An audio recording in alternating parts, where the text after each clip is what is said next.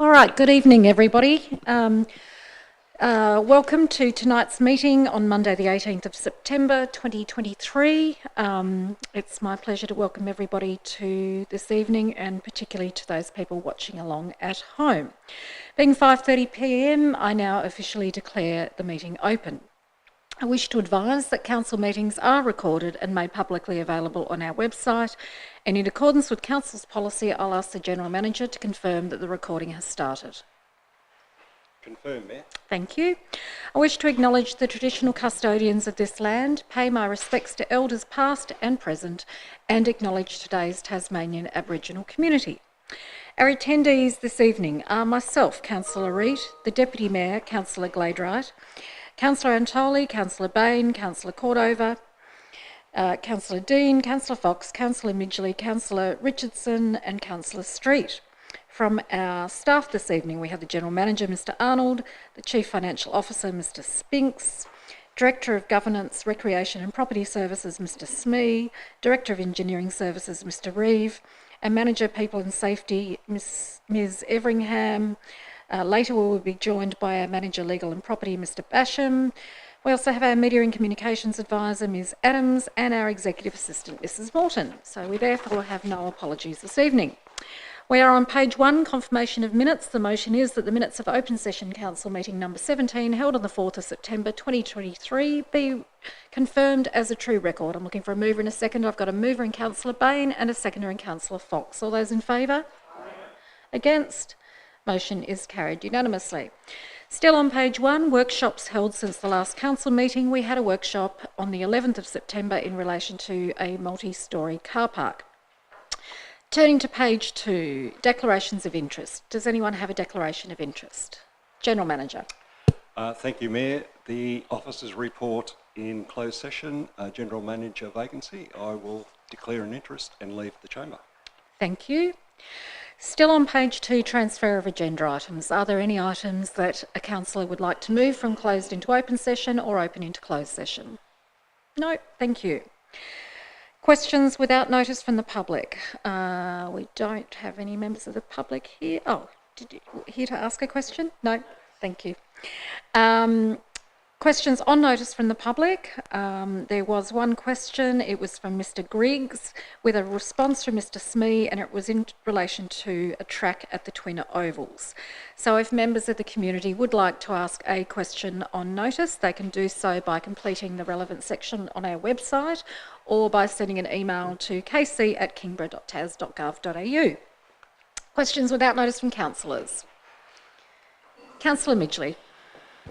Thank you, Mayor. I've got a couple of questions here and also some in closed session as well. Thank you. So I've had a couple of members from the community ask me if there's going to be any urban art walls or murals to occur as part of the Transform Kingston project.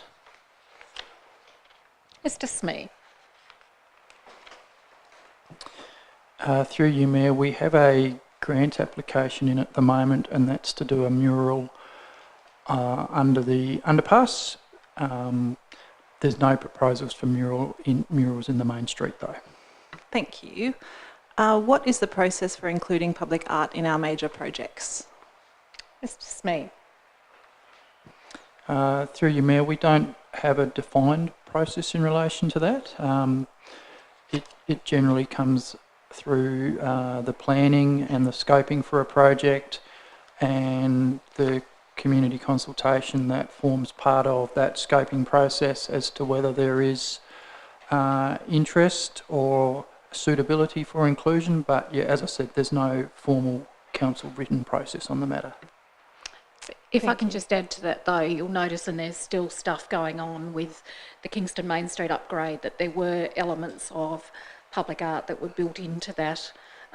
There's inlays in some of the pavement with sea animals and all the things that were sort of incorporated in to add to the design and that sense of place. So I guess that's an example where there is that scope within a project to have public art there. And I know that there are some, through our sponsorship of the sculpture trail at Birches Bay, that those acquisition pieces generally will go within the CBD area to add to our collection of public art. Great, Thank you. So just a further question on that one, Mayor. We don't have any really procurement or EOI process as part of our planning to include public art. No, that's correct. Yeah. Thank you. And just another question. So I attended the Kingborough Community Forum, which always is a wealth of knowledge, listening to our community members. And I asked if we could include the current engagement processes, the Sport and Rec survey and the wellbeing survey that were out at the moment, because I noted they weren't on the agenda. And I had a bit of a thought just generally for committees and perhaps that forum. And if that Kingborough Community Forum members were happy with that, that if there could be a reoccurring sort of agenda item on the template that included current council engagement projects, just so they don't get missed. I just thought that as an idea. Yes, certainly that's something that we can take on board. I think one of the issues might be timing with some of those surveys. So, for example, it was only late last week that we put out the multicultural survey. So by the time the next agenda comes around for the community forum, that period would have closed, because our surveys are generally open for about 4 weeks. But certainly it's something that we could raise with staff, so that there's an automatic email that perhaps goes out to the members of the forum so that they're all aware. Because certainly I know from the surveys that we've got out at the moment, we've had a really good response to the Sport and Rec one. I think last time I heard there were 286 responses, which is terrific. I'd like to think we'd get just as many, if not more, for the multicultural survey, and there's the health and wellbeing survey as well that's out at the moment. So yeah, we do want to get those words, those messages out to get as many responses as we can. Thank you. And yes, I also thought for the council committees. 800 we're up to. Wow, 800. Wow, it was 286 last week. What happened? I think Councillor Dean's been promoting. And our amazing engagement. But also just thought for the committee process as well, because after the KBAC meeting, I then went, oh, whoops, we forgot to promote the Sport and Rec survey. So it's just that prompt in our agendas to promote those current surveys, I thought. Yep. Thank you. Councillor Cordova. Thank you, Mayor. My questions are about Headworks charges policy framework. When a development is proposed that requires the installation of new stormwater infrastructure in this case, but could be any other kind of infrastructure, or the upgrade of existing infrastructure, what proportion of the cost is passed on to the developer and what proportion is borne by the Kingborough ratepayer? And what's the relevant policy framework that guides those decisions?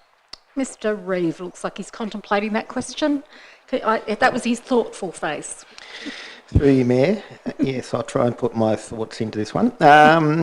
We don't have a formalised Headworks policy, and it has been one that has been talked about for a fair while. We do certainly assess every development on its own merits, and obviously if a particular development's making direct impact associated with some asset, there are requirements on the developer to actually upgrade whatever that asset happens to be, to allow that development to actually proceed. The difficulty that comes into play is where you're putting in new developments and there's incremental effects on networks. That's where Headworks comes into play, and that's where we don't really have a policy currently, or a framework currently, to actually allow us to actually deal with that.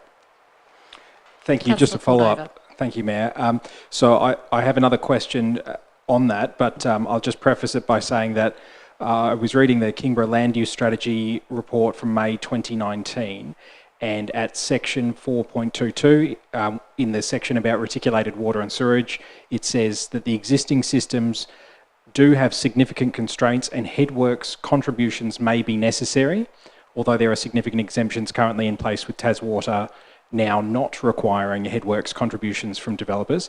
Then on page 48 of the same report, under stormwater, it says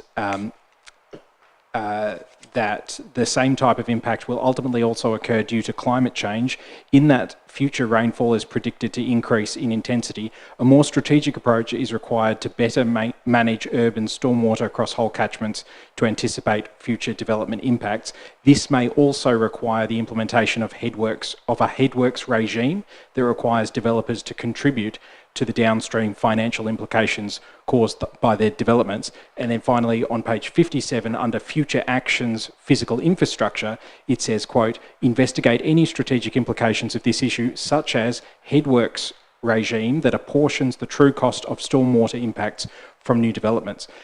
So with all that in mind, my question is, that report was from 2019. At what stage is the development of a headworks charges policy for Kingborough Council, and when should we expect to see either a workshop or maybe a report to Council about that issue? General Manager.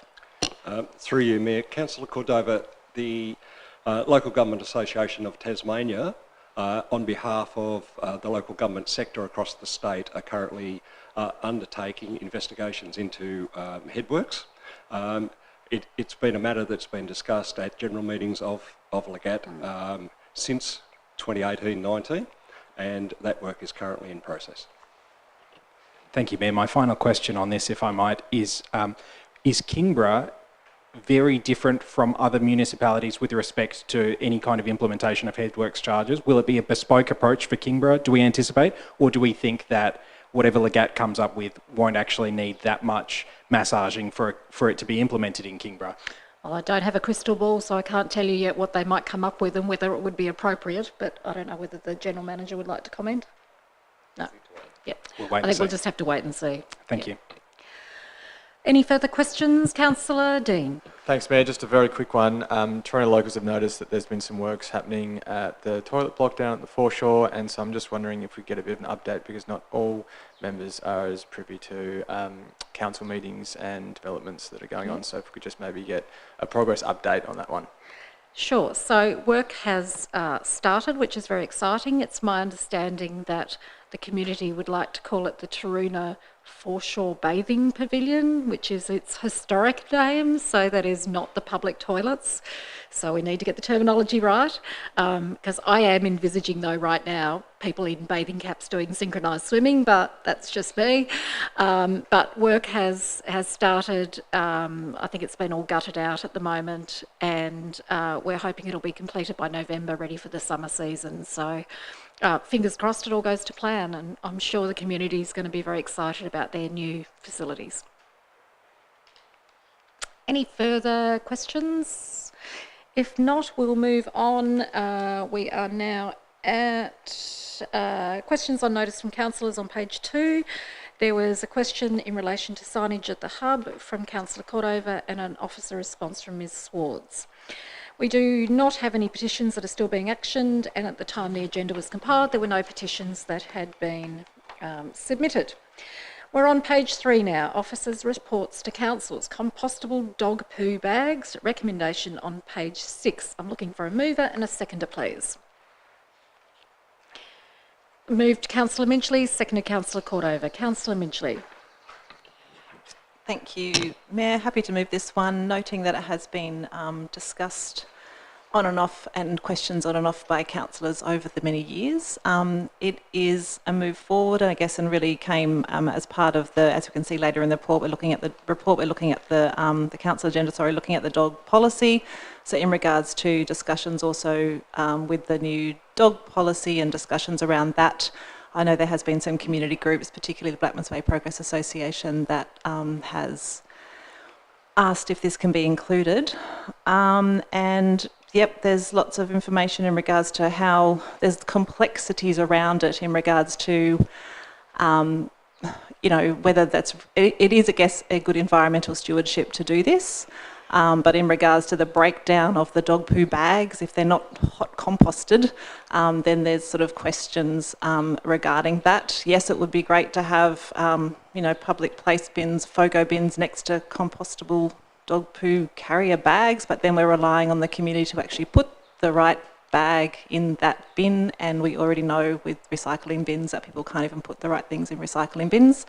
But it is a good thing to consider. As I said, it has been mentioned and raised by community members, and it will go out as part of the dog policy, and we can consider it, I guess, in the 2023-24 budget, and it is something good to look forward to, and maybe we can assess really during that time how other councils are doing this. I think the City of Hobart does it, and other councils across Tasmania, and probably interstate as well. We can look, I guess, at how they're actually managing this to ensure that the breakdown of the compostable dog poo bags happen.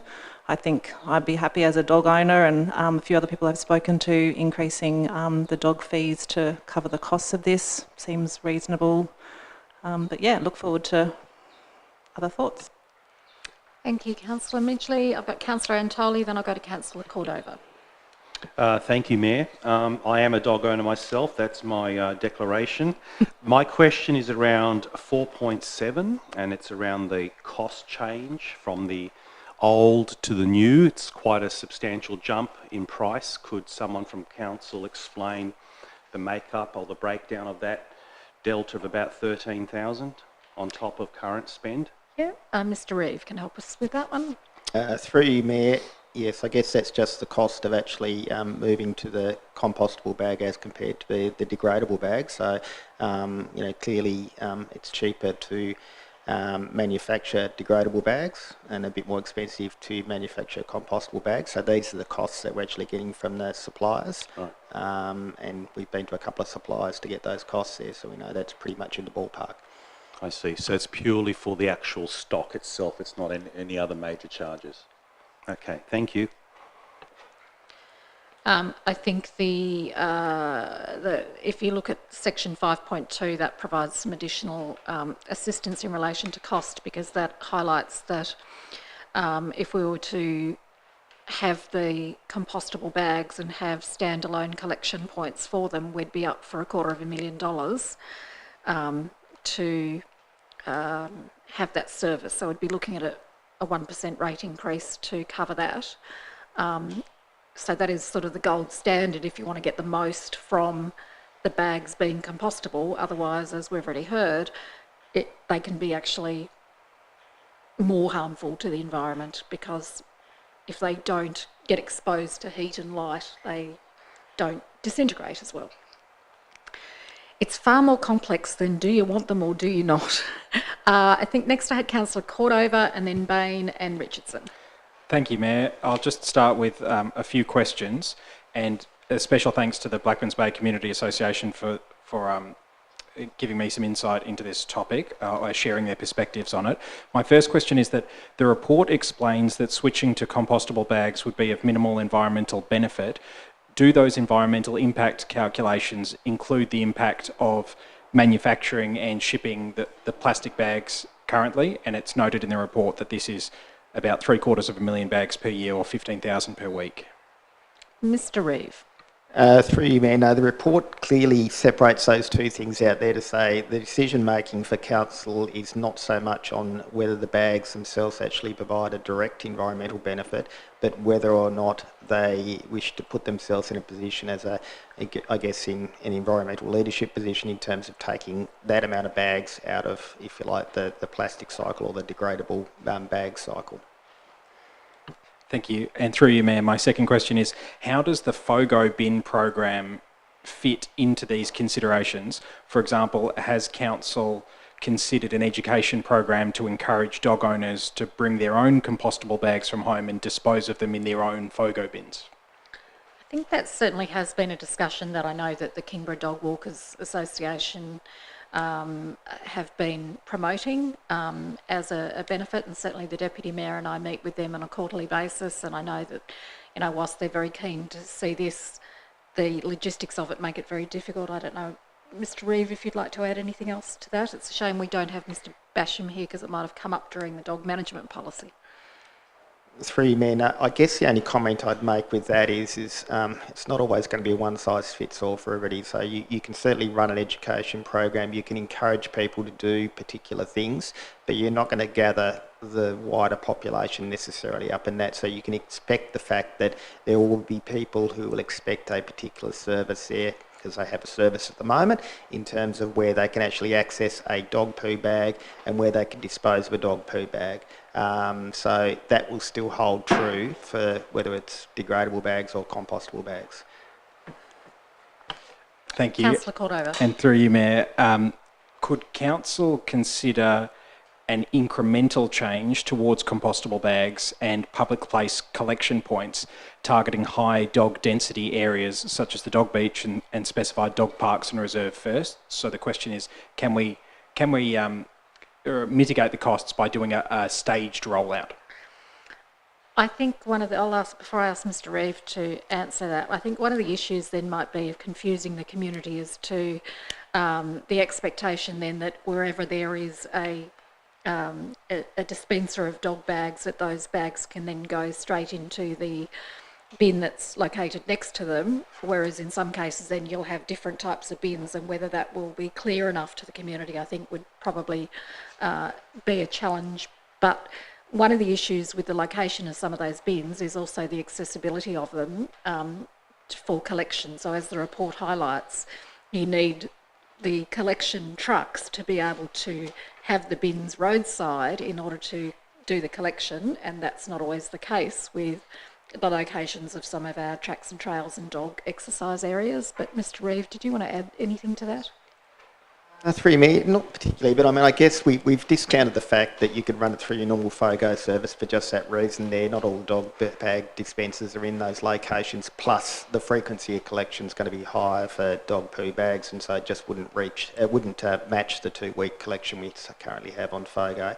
The issue we actually have is that the trucks that are used for public place bin collection of recycling and garbage are set up for recycling garbage there. There is no avenue to actually set up an additional space for FOGO. So we're sort of stuck then with saying, even if you limited it to a few high profile bins, you're still going to have to actually get a service of some description there, whether that be a contract or whether we do it in-house. We know from previous experience there, it is really difficult to get contractors to undertake that service. So you can imagine if you're asking a contractor to undertake a limited service, it's going to be near on impossible. So it would then lead to the fact that you would have to actually try and provide that service in-house. And then if you try and provide it in-house, it means then you have to actually purchase your truck, have your operator, and even if the truck's being used, it's only going to be used for part of the time there, so it just becomes economically unfeasible. Councillor Cordova. Thank you, Mayor. My final question before I give my contribution is, what are some of the aspects that makes Kingborough different from, say, Hobart City Council in this respect? What's making it harder for us to implement this change with comparison to other jurisdictions that have made it? For example, does Hobart have that $250,000 truck, or are their trucks in 3 compartments, or what are some of those differences? No, Mr. Reeve, I'm sure will wax lyrical now about the fact that the Hobart bags are doing exactly what potentially our bags would be doing and not ending up in the right place. But Mr. Reeve, did I just paraphrase that incorrectly? Or? I'll try not to wax lyrical. Yes, effectively, Hobart's taking a very similar sort of attitude to what we're suggesting is a possibility in this report there to actually say they're looking at it as being a good corporate steward of the environment, but all their bags currently go to landfill as well. They don't provide a separate service for that. And I'm not sure that I know of any councils in Tasmania that actually do at the moment. Councillor Cordova. Thank you, Mayor. So I'll start my contribution by firstly thanking everybody involved and thanking the engagement of community members. There are many community members who are very passionate about this, and I realise that it's a nuanced issue, so I've really valued this discussion so far to help shed some light on what's going on. I think that this is a non-controversial recommendation, and so I'm happy to support it, but I think we need to be clear about expectations, because what we're trying to do is make sure that we direct council resources to the exact areas where we can have the most benefit and make the most impact. Here at council, I have observed, in terms of climate action, meaningful climate action, that we do 2 things quite well, I think. Firstly, actions that mitigate climate change, and so that's things like switching to EV fleets for the council vehicles, solar panels on buildings, changing our waste to landfill, so that because that really is the major factor for council's emissions. And then we also adapt to a changing climate, and we do that through flood mapping and through infrastructure changes and bushfire mitigation and those kinds of things. So there's the things that we do to mitigate the impact of climate change, and then the things we do to adapt to a changing climate. And when we're talking about increasing expenditure for climate action, I really want to make sure that it's targeted and that it does as much benefit as possible. So my understanding is that when these dog bags compostable dog bags, if they're going to landfill and getting compressed and then they're breaking down anaerobically without oxygen and without water, then they're creating potentially the same or more potentially methane emissions, which as we know are worse. So the carbon dioxide equivalent emissions are pretty bad.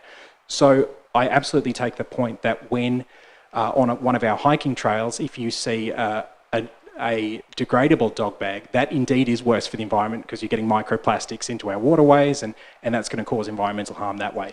But we just have to be clear about whether we're doing this to stop environmental degradation on our hiking tracks, for example, or whether we're doing it to mitigate the impacts of climate change. Because, as we can see from the report, there's a very marginal benefit and potentially no benefit at all from switching unless you have the proper facilities like localised composting, or it doesn't even need to be localised, but unless you're composting this properly, if you're just compressing it and compacting it into an anaerobic system in landfill, that's potentially worse in terms of mitigating the climate crisis. So I think that this is a really valuable exercise. There's a community need, and we need to do whatever we can to take meaningful climate action, both to adapt to the changing climate and to mitigate the climate crisis. And we need to be strategic with the expenditure of our resources in order to do that. I don't yet know where I sit on the expenditure here, but that's not what this report asks us to do. This report asks us to consider it for next year's budget, and I'm very happy to do that. But I think when we do consider it for next year's budget, we are going to be taking all of those nuanced factors into account. So once again, I thank everybody for getting involved in the discussion. I've really found this helpful so far, and I look forward to discussing it again at the budget deliberations. Thanks. Thank you, Councillor Cordova. Next I had Councillor Bain, and then I think Councillor Richardson after that. Councillor Bain. Thank you, Mayor. And also thank you to the authors of the report, because it is something which has been raised by a lot of community groups, a lot of individuals, so it's good to have the information in front of us. Just have a question around 4.10 and B, and it's around the, I think it's already been spoken about, the current public place litter collection vehicles are split into the two compartments, the one for recycling and the one for the litter, and it cannot be retrofitted to accommodate the third compartment. Just interested to know, is there vehicles out there which do have the three different sections that could be considered down the track or not? Mr. Reeve. Through you, not that I know of, but I mean, I guess the difficulty with it is you effectively trying to combine three services into one, and albeit the fact that many of the times we have the bins that are actually next to each other. That's not always the case. So then it makes it difficult in terms of actually trying to do both Bruny Island and the mainland in, I guess, the time you've got with the one vehicle you've actually got. So some other things actually come into play as well. So even if you did a split compartment, actually trying to do that service within that one truck would be challenging. Thank you, that's it. Thank you. Councillor Richardson. Thank you. A couple of my questions have been answered, but I guess one of my questions is, going back a step, it's always struck me as a little odd that we take something entirely organic, wrap it in plastic, put it in a plastic box, chuck it in a truck and then bury it in a hole. It seems like a lot of work. Dogs are a lot of work. Indeed. If we were to go down the path of FOGO at some point in the future, noting that we'd be relying on the public to put the correct things in the correct bin, what happens should that FOGO become contaminated with things that are non-compostable? Mr. Reeve. Through you, Mayor, yes, this is one of the issues with public place FOGO bins. If you go widespread with it, there's more chance of them becoming contaminated, and then if that load then is delivered to the processor there and they've deemed it to be too heavily contaminated, they do some sorting, but if they find it too contaminated, then it'll just go to landfill. So it is reliant on making sure that you have lots of things in place in terms of education and trying to communicate people putting the right stuff in the right bins. So it's the same issue. We sort of have it in a lesser sort of form with garbage bins and recycle bins out in the public place. Councillor Richardson. So, understanding that the plastics are not good and the microplastics that they break down, without those processes in place to get them to a compost facility, and with no plan in the future to make that happen, does this kind of move to the compostable bags become a kind of tokenistic thing? I mean, I know we use the word environmental leadership or whatever, but if we're not actually achieving anything and we don't plan to put things in place to achieve anything. Are we being a bit tokenistic? My inclination would be to say yes. What would you say, Mr. Reeve? But feel free to contradict me. Through you, Mayor, far be it for me to contradict you. Look, I mean, I don't know if I'd be as strong to actually say tokenistic. I think if you're talking about the amount of bags you're actually, effectively taking away from buying, I guess, and taking away from being produced there, it's not insignificant. So I wouldn't be using that word, but I guess I've tried to make it very clear in the report there that this is really just about whether council wants to position themselves at that higher level. There is some arguments to say that I guess Hobart's actually positioned themselves there, but then they have a slightly different way they've actually set up there, because they've obviously banned single-use plastics in Hobart there, so that's a big driver for them to actually try and get as much as possible out of what they're actually procuring as well at the same time. So look, I think there is some advantages to actually doing it, but I think if I was going to go as far as any recommendation, it would be only as far as the one I've actually put forward there, to say you need to actually consider that in a fuller way within the budget and in the budget limitations and context as well. Councillor Gladwright, and then, oh, sorry, did I have Councillor Dean next? Did you? No, Councillor Gladwright and then Councillor Dean.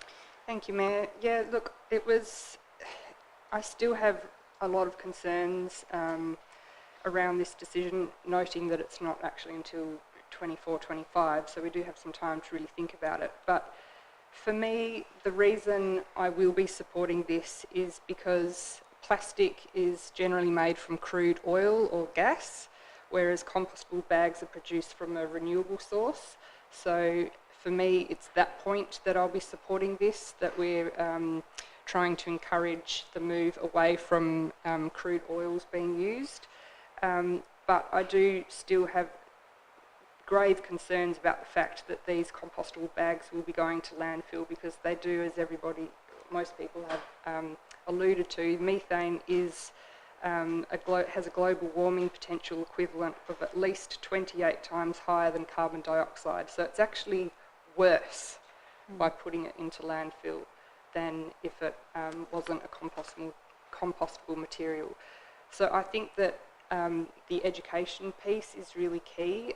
It wasn't so long ago that we were going to the supermarkets and getting plastic bags there, and now our behaviour has changed and we're now mostly taking along our reusable bags. So I feel like it's that type of behavioural change that needs to happen, and that requires education. And I don't think people are aware that compostable material going to landfill creates that methane. I don't know what role council have in that education piece, but I'm wondering if it's something that could be considered, that when people are registering their dogs, that they're getting a little leaflet or an email or something that explains that the best place for their compostable bags and their dog poo is to take it home with them and put it in their bin, and if we can be trying to encourage that type of behavioural change. So something to consider. I don't think we're really considering that tonight, but yeah, maybe that's something. I'm not sure if that needs to be driven by councillors or staff, but yeah, I think that the education piece is really key in educating the community around methane and compostable material, and I'll get off my soapbox now. Thank you. Councillor Dean. Yeah, I just want to make a couple of points. I suppose that one is that we are just considering it, and I'm absolutely happy to consider it for next year's budget. I'm supportive of this point of the cost recovery mechanism. Looking at our neighbouring councils, it would put us still pretty much on par with the Hill, and still a lot cheaper than Hobart City in terms of dog registration fees. So I'm comfortable with that as a proposal. And I think I just make the point, which a few others have touched on, that there are some indirect environmental benefits here, not just with the bag production, which a couple of other councillors have mentioned, but the indirect benefit of a wider proliferation of compostable bags in the community, because not every single bag ends up in the bin at the dog park.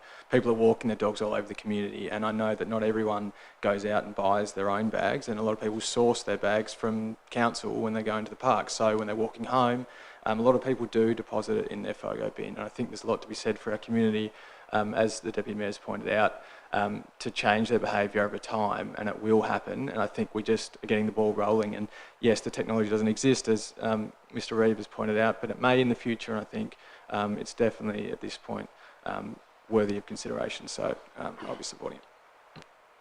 Councillor Antoli, do you have a question? Thank you, Mayor. I have a question and a quick contribution, since I haven't given one yet, if I may.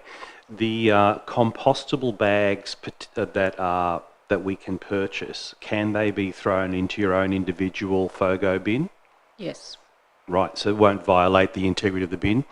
I personally am supportive of it. I think it's a small fee on top of the dog owners. It's actually borne by the dog owners. I am one. I make that declaration again.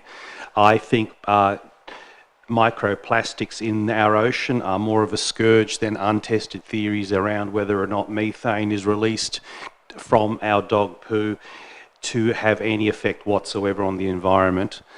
We are a seaside community, and microplastics into our ocean is dreadful.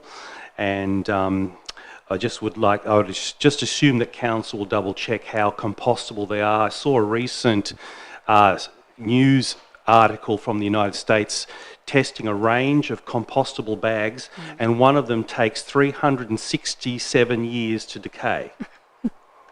So that to me is an absolute rip-off. So hopefully we will get in quality stuff that doesn't take that long. So will be supporting it. Thank you, Councillor Antoli. Any further contributions? If not, I'll just make a brief one. I know for people who are watching this, that this might seem like a very simple question. Do we want compostable bags as opposed to biodegradable ones, or we don't?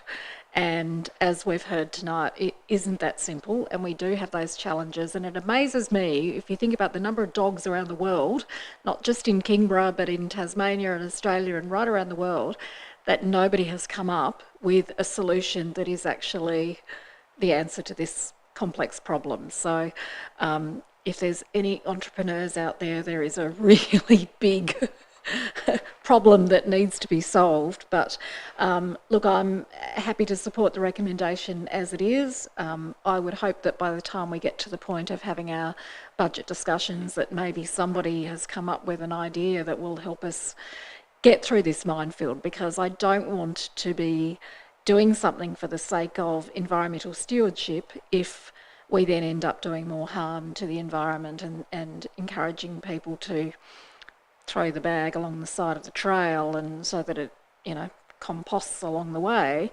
particularly if, as Councillor Antoli has mentioned, they are going to take a significant amount of time to compost. So it's not simple, but hopefully one that we can work through, and I'd be really interested in understanding a little bit more about how other parts of Australia are dealing with this, because it doesn't sound like the answer exists in Tasmania yet. Councillor Midgley, did you want to sum up? Yes, please, thank you. I did think of an idea, a little shovel and a bucket. I think I might start doing that. Lead the way. Oh, sorry, Councillor Fox, I didn't see you had your light on. I was a bit late because you'd already asked Councillor Midgley. Sorry, Councillor Fox. The word came to me when I was young. They were called pooper scoopers.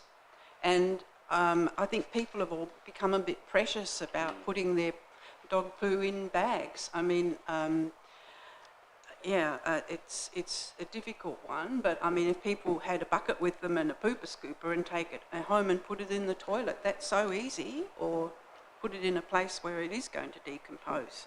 I was actually the person on council who introduced plastic bags to pick up dog poo originally, and they weren't. Oh, so it's your fault. It's all my fault. But it was the first in Tasmania. And it was because I noticed them overseas and I thought we can do that, and we did get them. And that's a long time ago. But now it's interesting that it's really possibly made it worse rather than better for our environment. Thank you. Thank you, Councillor Fox. Councillor Midgley. Thank you, Mayor. Maybe Councillor Fox and I can get together and work out an pooper scooper invention.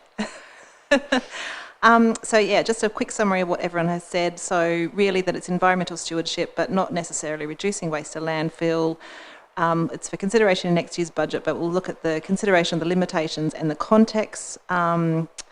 And it was good, the clarification question around can people put that compostable dog poo bag in their FOGO bin, and that is a yes. And again, just that raise of more research between now perhaps in the budget around how other councils are doing their education component. If we can actually find out if there's a really awesome quality compost bag that breaks down in less than 300 days, in a week or so. So I guess there's a few little things that for us to make that decision in next year's budget deliberation that we can find out. That will be really great. But thanks everyone for your contribution and the work gone into the report. Thank you very much, Councillor Midgley. I'm going to put the motion now as printed on page 6 of the agenda. Moved by Councillor Midgley, seconded by Councillor Cordover. All those in favour? Against? Motion is carried unanimously. We turn now to page 7, Tramway Creek Flood Study Report with a recommendation on page 11. I'm looking for a mover and a seconder. I've got a mover in Councillor Cordover, a seconder in Councillor Antoli. Councillor Cordover. Thank you, Mayor. I'm very happy to move this motion, which is basically summarising the results of an investigation undertaken for the Tramway Creek catchment, which flows, it's 110 hectares in total and flows from Van Morrie Road to the Northwest Bay, south of the Margate Wharf. Before I go on, I'd just like to ask a question about the data and with particular regard to dams. And I do note that in this very comprehensive report, which I'll take us through momentarily, it did mention that the data about dams is not as well. There isn't the data about the dams that we have. For example, Kingborough's stormwater infrastructure, the data is quite good about where our pipes are and where our pits are. But my question is, how do we get better dam data, and when people do put in dams and when we survey dams, how do we know, what's our plan about dam data? Thanks. Mr. Reeves on dam data. Through you, Mayor, thank you for that segue. Yeah, look, it's difficult there where you have these catchments there which are a little bit different in terms of the fact that they're also reliant on dams that are actually within the catchment itself, and some of them might have, larger type ones as well, such as reservoirs as well. So they do have to be taken into account when we're doing our flood modelling. To actually really ascertain the effect of them, you sort of need to provide, get some further information in terms of what that dam's being used for, how full it is at different times of the year there, some of the details in terms of the depths of the dam. This flood study hasn't gone into that detail in terms of ascertaining that, because bearing in mind all of these ones are actually farm dams, so actually having the detailed knowledge of their volumetric capacity and their general fullness during the year is not something this has gone into. So we would have to actually extend it out to that. But it actually has made some pretty good assumptions in worst case scenario assumptions in terms of those particular dams to actually provide, I guess, the flood mapping that was actually within the report itself. And that's probably all we really need to go forward with. Councillor Cordover. Thank you. So through you, Mayor, this is a very comprehensive and useful report, and basically I think it speaks, the information in it is very good and very clear, and it's not as alarming as I thought it potentially could be, which is encouraging. But what we're looking at essentially is hydrological and also, I guess, the calculating how much rain falls, and when it does fall, what is the runoff, and then what are the impacts of that runoff. So that's kind of what we're looking at in broad terms, and the way that the report looks at it, it's just, I guess, worth noting that the size of a storm event is measured in terms of annual exceedance probability, and that's the term used to describe the intensity of a storm event and the associated flood that it causes. So it's used in flood studies to model the effects of different types of storm events. For example, a 1% AEP storm event has a 1% chance of occurring in a given year.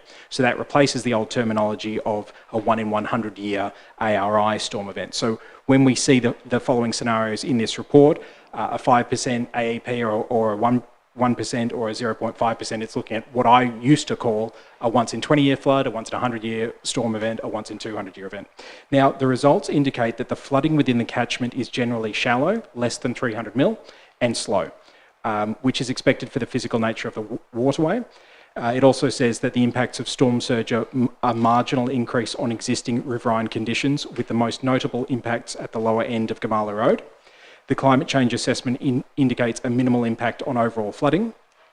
The fully developed scenario did show increases in flows and depths, not dissimilar to the climate change impacts, which were also studied in this report.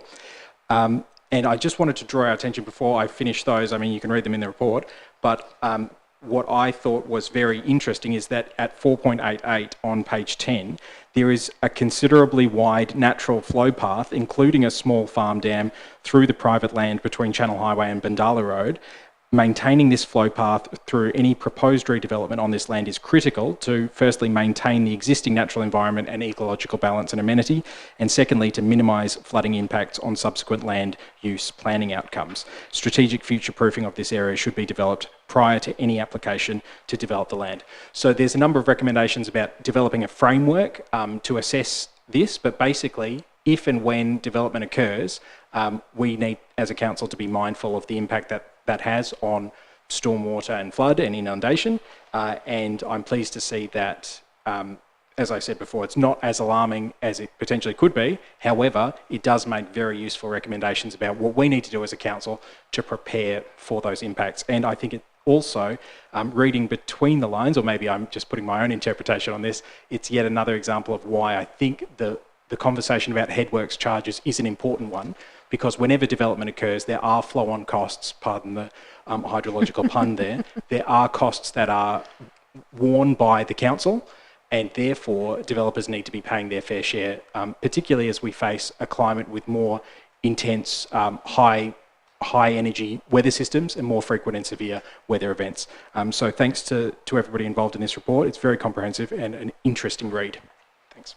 Thank you, Councillor Cordova. Any further contributions? Councillor Midgley. Thank you, Mayor. Thanks, Councillor Cordova, for a really comprehensive summary. And it is a massive report, really, with so much detail and information, and really useful information. I just had a question, really, about the recommendations, and I'm wondering if at all we can just be talked through those recommendations, just so I'm really clear in regards to what they are, if that's okay. Just a short little summary. Would you like to ask a question on one so of them? Maybe not all of them, okay. So just say recommendation B, that undertakes engagement with stakeholders to communicate the results of this study. So I guess engagement is very broad. We've got lots of engagement happening at the moment. We don't really have a massive team doing engagement. What does that look like? And I guess how does that, I asked that one around the coastal policy and study as well, around how does that kind of ongoingly embed in council? Mr. Reeve. Through you, Mayor, yes, that's a really good point in terms of trying to engage with the community on a number of different matters. And as you pointed out there, we do have a limited team to actually try and do that. I guess with the flood studies, it does depend on what they actually are. So, for example, Council recently resolved to adopt the Kingston Beach flood study. Now, that has a greater effect on the community there and will involve a lot more in terms of the consultation with a lot more people as well. This is largely undeveloped land, and a lot of it's vested in one property owner, albeit the fact that there's some other areas that are nearby that are actually affected with particular flooding as well. So it's probably a lesser type of engagement process that needs to be undertaken. Certainly there will be some stuff that we will need to do via our website. There'll be some stuff that we'll need to do in terms of direct sort of stakeholder engagement with those who are affected in that area. And there'll probably be some stuff that we may do through social media as well. But it would be very different in terms of what we'd be doing with this one as we might be doing with, for example, the Kingston Beach one, which probably will get delayed until a little bit further down the piece there when we have the resources to actually do it in a proper fashion.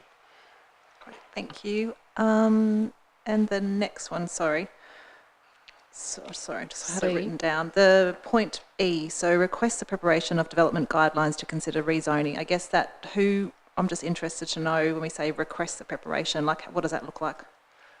Mr. Reeve. Through you, Mayor, this will be a body of work that we'll need to do with our planning area to talk about what might actually happen in this space, bearing in mind this particular cell, the bulk of this particular section of land that we've actually looked at there is outside the urban growth boundary, but it may well be one, because it touches right next to it, that at some stage there might get rezoned or might change in terms of actually becoming more of an urban residential type area. It is prudent to actually try and develop some of these guidelines prior to that sort of stuff happening. So it's a body work probably between engineering and planning there to have a think about what that might mean. As Councillor Cordova pointed out, certainly, you know, some of the land there is impacted by a fairly bisecting overland path through a large parcel of the land there. So what that might mean going forward there, these are the type of things we'd like to have in place. So you're more prepped to try and deal with these things there if things change in terms of your land zoning. Great, thank you. Councillor Dean. Councillor Midge has kind of asked the questions I wanted, but just to follow up on one point there that officers made, given that the land is, one of the reasons stated for doing this was because the catchment includes a sizable area that has future residential development potential, and we know that one owner owns a lot of it, and that it's obviously on the border with the urban growth boundary, which may or may not change. To what we find out here, Councillor Cordova's pointed out that it's not kind of probably as extreme as we may be thinking, reading the report, as Councillor Cordova and I both agree on that. But can I get a bit of a perspective on endorsing this? What kind of impact might that have on the potential? Will there be significant changes, do you imagine, going forward with that residential development? Because I know there's a lot in the community that have asked about it, and it's a very hot topic issue. So does this kind of change that issue at all? Mr. Reeve. Through you, Mayor. No, not really. I mean, I guess what it does is it provides us early information on it from a council perspective. So bearing in mind, if we, for example, didn't have this flood study and say that the everything had changed, the urban growth boundary had been expanded out there, had been rezoned there to urban residential, the developer had come in and said, we want to actually go and develop that now. One of the requirements of council would be that you do your own flood study, which would have identified exactly the same stuff that we're talking about here. What this allows us to do is have a look at what is the potential effect there, and bearing in mind we're talking about, for example, that overland flow path that bisects a large section of that land, allows us to actually have a look at that and actually get ahead of the game a little bit there and develop some guidelines there, which is not only helpful for us, but it's actually helpful for the developer as well at the same time. It doesn't preclude development on that land in any shape or form. It just means that it allows for us to actually say, this is what we would suggest in terms of if this was to be developed, what you'll need to consider. So it's actually very helpful for the developer, but it's also very helpful for council. Councillor Dean. Yeah, so on that, and in terms of our engagement too, that you've talked about briefly, would we be engaging with, in particular, that landowner, given their intention for it, in terms of helping, I guess, obviously achieve mutually beneficial outcomes in terms of potential residential development, but also land conservation or flood management? Mr. Reeve. Through you, Mayor. Yeah, look, I think they would be one of the main stakeholders. Obviously, as I've mentioned there's a large proportion of the land that's vested in their name. And it's clear that from discussions council's had before, they are keen at some stage here to explore the option of actually developing that land. So I think it would be one of those key conversations to talk about what that might mean going forward. It also means it gives them the opportunity to do any pre-work there without wasting money or time and resources on maybe coming up with something there which is not necessarily going to be acceptable. It may well be that without actually having that body of work there, you know, the thought process is that we have a block of land there and we'll just fill that out with various different residential lots there. Providing this actually gives them something to go on there and actually say, well, that gives us an idea of in terms of a conceptual type plan that we might want to actually put in place. Any further contributions? Councillor Cordova, did you want to sum up? Thank you, Mayor. Yes, this has been a very fruitful discussion, and it's always good that we're looking in the long term, or at least we should always be looking in the long term. Something that we touched on briefly, but maybe not as much as we could have, is the cost of producing a very comprehensive report like this. I actually don't know off the top of my head what this report cost, but it's an example of where there's a clear benefit to the people who will ultimately, if they do, develop this land, and therefore, as I said before, it speaks volumes about needing a framework for headworks charges, because right now, it's the ratepayers of Kingborough that are paying for this really comprehensive and useful information that is absolutely critical and necessary in order to do good urban design and prepare for future population growth. We're one of the fastest growing municipalities, but currently this cost is being borne by this council and therefore by the ratepayers of Kingborough, as opposed to being borne by the people who potentially will be making money out of changes to the land use in this particular area. So once again, I think it's a really interesting study, very useful, very comforting actually, that the kind of flooding that we're talking about is not going to be catastrophic and devastating on the scale that it shows in the report. It's I guess lower down the scale than catastrophic flooding, but it allows us to prepare in a good way, and I just think we really need to be mindful of the costs that council currently bears, and therefore the need for developers to pitch in where that's appropriate. Thanks again. Thank you, Councillor Cordova. I'm going to put the recommendation now as printed on the screen. Moved by Councillor Cordova and seconded by Councillor Antoli. All those in favour? Aye. Against? The motion is carried. We turn now to page 116, the financial report for August 2023. I'm looking for a mover and a seconder, please. Moved Councillor Bain, seconded Councillor Midgley. Councillor Bain. Thank you, Mayor. So the report we have before us is the financial report August 2023, and it tells us that the council's year-to-date result as at August 2023 is a $30 million underlying surplus, which is pretty much right on budget. The forecast result for 23-24 is now an underlying deficit of 688,000, and that's quite a big jump from last month, which was 238,000. Looks to be around the depreciation's increased from 500,000 over budget last month, around the stormwater, to now being $950,000 over budget at the end of financial year. So I'd be interested to know, I guess, what's changed between last month and this month for that increase to happen. Sounds like a question for the new CFO, Mr. Spinks. Yes, thank you, Mayor.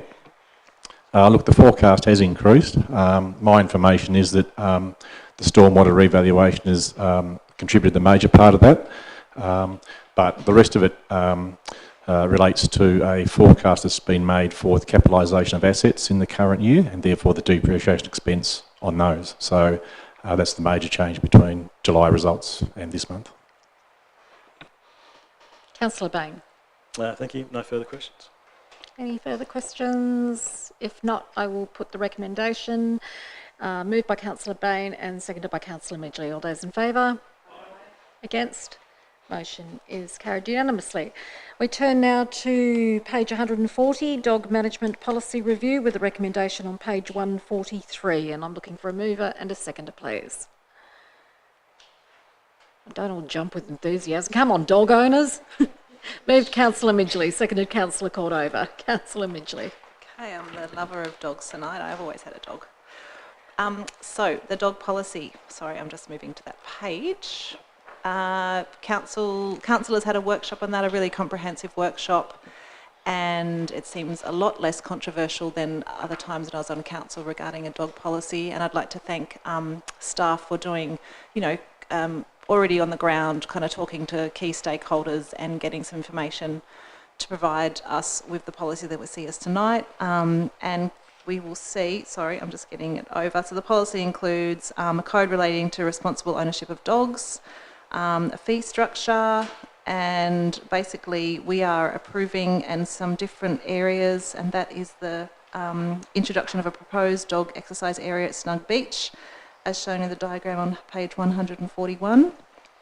There's a completion, as I said before, of initial stakeholder consultation. The following themes were identified: simplified brochures, and as the Mayor has alluded to before, that they meet regularly with the Kingborough Dog Walkers Association, and I guess keep up to date in regards to what their matters of concerns were, and this was one of the information that they've provided. Looking at council's going to look at an interactive map of all the declared areas on its website.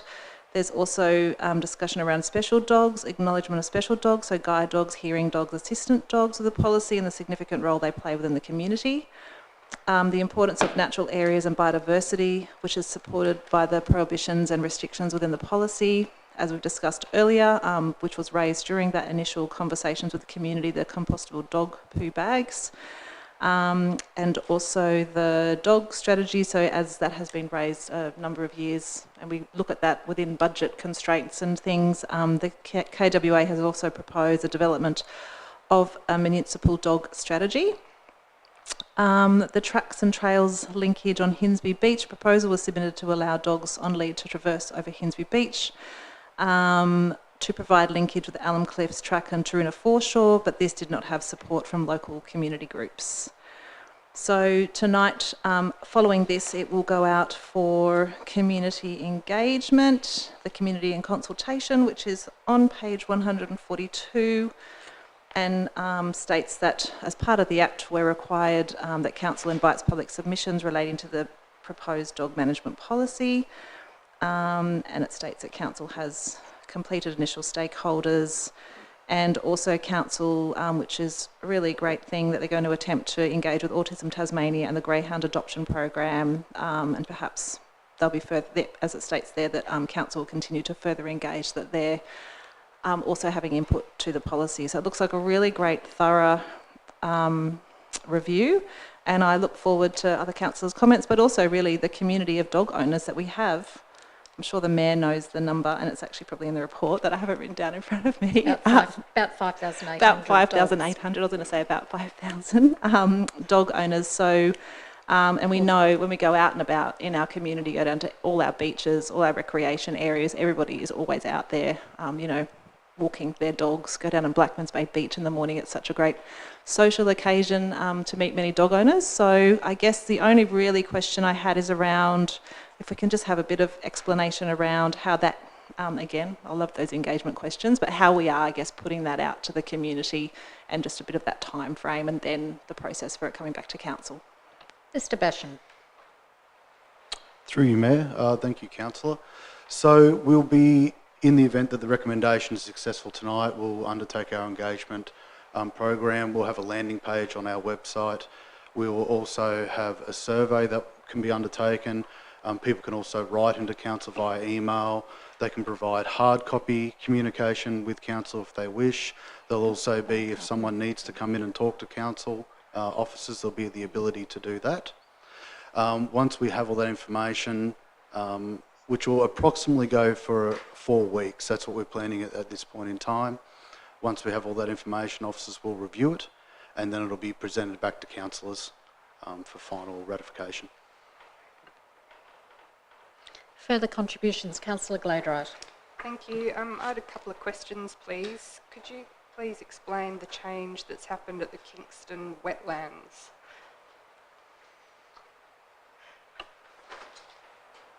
Page 160 and 183. Mr. Basham.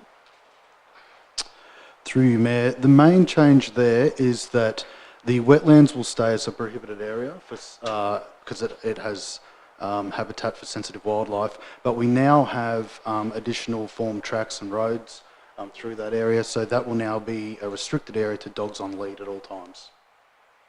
Okay, thank you. And then on page 147, there's Kingston View Drive and Kettering Reserve, and it had to be fenced, and that's been struck out. Does that mean they're not to be fenced any longer? Or did they get a fence? Mr. Basham. Through you, Mayor, Kingston View Drive has been fenced, Yep. and my understanding, without looking at the historics, is that funds that were previously put aside for the fencing at Kettering have been used elsewhere in additional infrastructure of that area. Okay.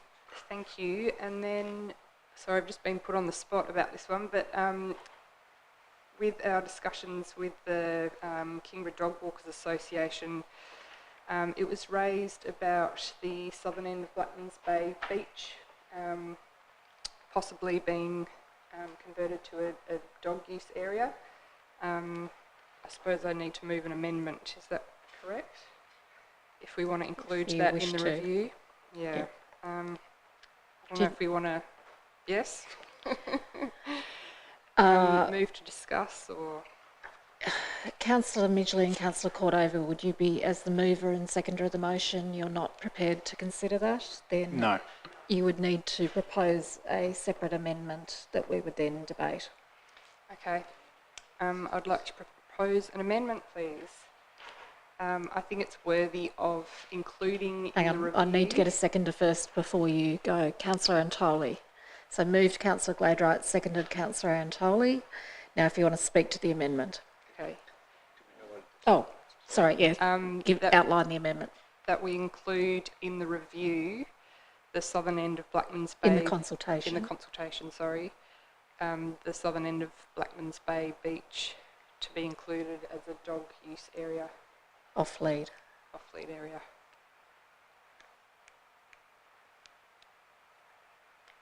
So we're not deciding this tonight. All this amendment is saying is that it will be included in what goes out to the community, and we'll be seeking their feedback, and then once we get their feedback, then we'll be deciding. So we're not actually deciding tonight. So have you finished your contribution? Because I'll speak on the amendment. I support the amendment based on the discussions that we've been having with the Kingborough Dog Walkers Association, but also a couple of other issues. As chair of the Council's Disability Inclusion Access Advisory Committee, one of the things that has come to my attention is that people in the community, not everyone has access to a car, and if you want to walk your dog and you live in that Blackmans Bay area and you want to take your dog down to the beach, then you don't have that opportunity if you don't have public transport and your own transport, and you can't take, unless it's a service animal, you can't take it on public transport with you. So there is a part of the community that would perhaps potentially like to walk their dogs down at Blackmans Bay Beach or let them run around that don't have access to that at the moment. But my other concern is that the Kingston Dog Beach is getting very crowded. Like, it is, on weekends, it is very, very busy. The southern end of Blackmans Bay Beach, I know has been discussed many times, and I do feel like, I know that the community are quite divided about it. I would just like to really see us add it to the consultation and for the community to tell us what they think about it. It's not a very well-used part of the beach because of the stormwater pipe coming out in that area. It's not great for swimming, and I just think it would give another opportunity for dog owners who live locally to walk or have their dog off lead in that area. So I kind of feel like it'd be really good to have the discussion. It might be that we get a lot of feedback on that and we come back and then we have to make a decision based on that feedback, but I think that it's incumbent upon us to put that as an option to the community as part of the consultation and engagement process. So I support the amendment. Councillor Antoli, you've got your light on, and then Councillor Fox.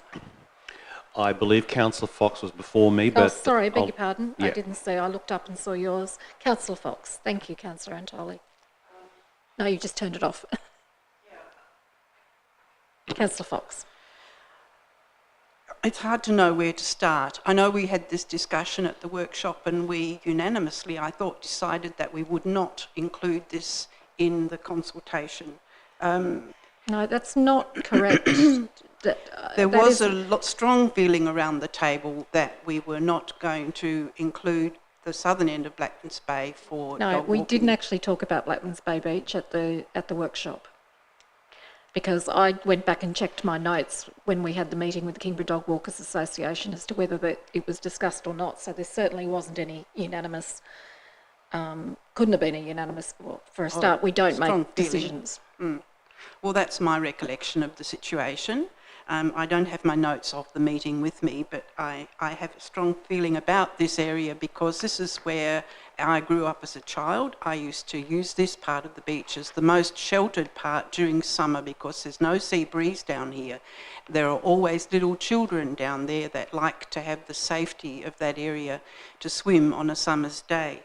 And also to play games. It's also frequented by a lot of birds, which are, some people see them as a nuisance, but they're a natural element of this environment, and they'd be very disturbed by having dogs racing through their mobs like they do on other beaches where they're allowed.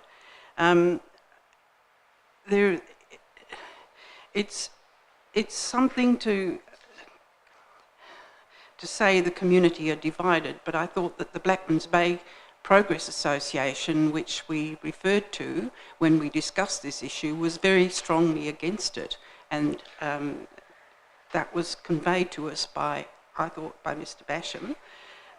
So can I just clarify that, because I've also had meetings with Blackmans Bay Community Association as recently as last week, and they did not have a formal position in relation to this. They are split in relation to it. Some of them who are dog owners would like it, others don't, but they indicated to us that if an amendment of this sort was put forward, that they would debate it and come back to us with a formal position.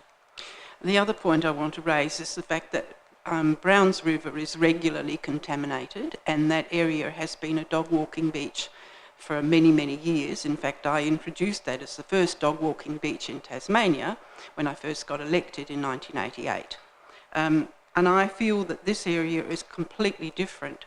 There may be occasional contamination during high stormwater flows in winter, but during the summer months, this area is relatively clean, and we have had spillages by Taswater, which used to be council's facilities, but those things have been now stopped, and I think the beach is relatively clean by comparison to other locations. I feel that Blackmans Bay is frequented by a lot of dogs walking their dogs on lead, or people walking their dogs on lead. It's a very popular area, and people are very disciplined about that. And I think that is a very good thing. We can't go providing beaches for people who live in all of the areas for taking their dogs because they don't have a car. I don't think that is a relevant consideration.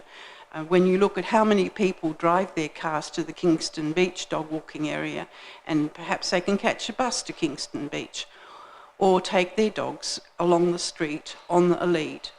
A beach is not a good place for dogs to be and to pollute.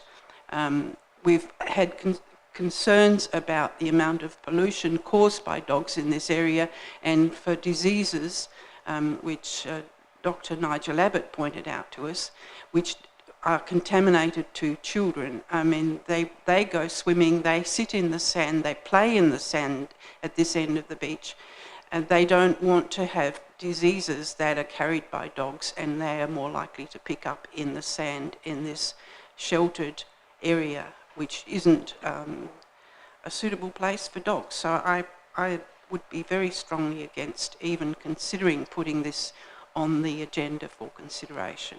Thank you. Thank you, Councillor Fox. Next I had Councillor Antoli and then Councillor Cordova. Councillor Antoli. Thank you, Mayor, and thank you to Councillor Gladwright for putting forward the amendment, which I support, because we're asking simply to hear the democratic vote of the people in that community. I find it unacceptable that we would stand in front of a democratic consultation and say, no, you will not consult, no community, you will not give feedback. We will decide what's good for you, and we will make up your mind at this table. I think this is a great opportunity to hear their feedback and then let it happen. And I invite all my colleagues here who don't like this proposal, you can throw your feedback into it. You're entitled to answer the survey, as I will be, and hopefully all the local members will be. So I just simply encourage my colleagues, it's just asking the community to have their say, and if the pendulum falls against it, so be it, and if it falls for it, so be it. It's really quite simple. Thank you, Councillor Antoli. Councillor Cordova. Thank you, Mayor. 4 questions. First question is, may we please hear an explanation as to why it wasn't included in the original report that we're seeing? And parenthetically, in my notes from the workshop, there was mention made of both Spring Farm and Blackmans Bay Beach. So certainly in my notes from our discussions, there clearly was discussion about it. Why didn't Blackmans Bay Beach South end up in the report that we have before us? Mr. Basham. Through you, Mayor, as has been highlighted, the Kingborough Dog Walking Association did raise this matter in relation to Blackmans Bay South with our initial stakeholder engagement. At the community forum, no further information was provided to officers in that engagement process. Furthermore, we had conversations with the president of the Blackmans Bay Community Association. One of the questions that was asked is what were the historics and the historic use of that portion of land. And they're obviously advised that it's never been accessible to dogs. Some of the points that have been already raised being that have previously been raised over the last 2 dog management policies that I'm aware of, that it's generally more sheltered down that end of the beach. And in that discussion, my recollection, which is slightly different to what's been portrayed tonight, is that they didn't at that point in time wish for, I guess, council or myself to advocate for that declaration at that southern end of the beach. Thank you. And through you, Mayor, is it relevant to this discussion? So what I just heard was that they didn't at the time, the Dog Walkers Association didn't at the time advocate for it, but I'm getting the sense that that has changed and now there's a big push or advocacy for it. No, I'm seeing it. That's a question. My understanding is it's always been on their agenda. What they said during the consultation, I don't know. And so I guess my question... There is a desire from them that they put very strongly to the meeting recently that be included. Through you, Mayor. And that it be tested with the community. Sure thing. Through you, Mayor, can I ask, through you, Mayor, for a staff feedback about whether that advocacy could be characterised as strong? Is there a strong level of support from the consultation? That from the meetings that the Deputy Mayor and myself have had with them, there was. Okay, thank you. My next question is, what have been the environmental impact assessments or analysis of putting dogs on Blackmans Bay Beach South? Mr. Basham. Through you, Mayor, I'm not aware of any specific assessments. I don't know that we do them for any beaches that we do off-lead. We don't do environmental impacts. Yeah, thank you. And through you, Mayor, would people in the feedback sessions and consultation that's being proposed in the original motion, would people be forbidden from adding in their opinions about Blackmans Beach South in the feedback responses? So if they feel so inclined to write in about Blackmans Beach South, they wouldn't be precluded from doing that, would they? No, because what this amendment is potentially doing is asking for, as part of the survey that would go out, I imagine, if we're following previous engagement processes, what do you think of this sort of, so it would be included as part of that, as a prompting question to get more feedback, not leaving it as a silent thing and not addressed. Because I think this issue comes up every time we review the dog policy, so let's sort of go out to consultation about it and see what the community think. I don't think there's any harm in asking them what's the worst thing that could happen. 20% might say yes, 80% might say no, then I think we've got our answer. But I do believe in asking the community in relation to this. Thank you. So through you, Mayor, I guess my